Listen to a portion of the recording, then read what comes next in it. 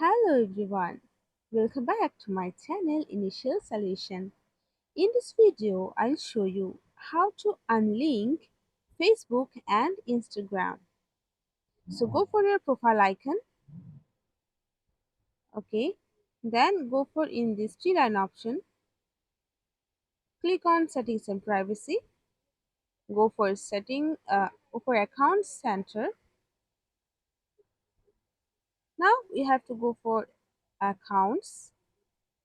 Now you can see all of your accounts, Instagram accounts or Facebook accounts are here.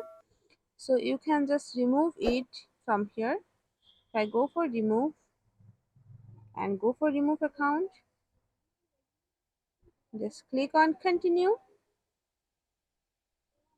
remove,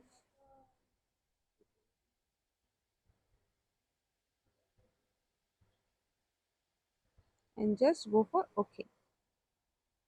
And you can see it's removed now. So this is how you can remove Instagram and Facebook. Hope this video helps you. If it did, then please like, comment and share. Subscribe to our channel and don't forget to hit the bell icon for more videos. Thank you.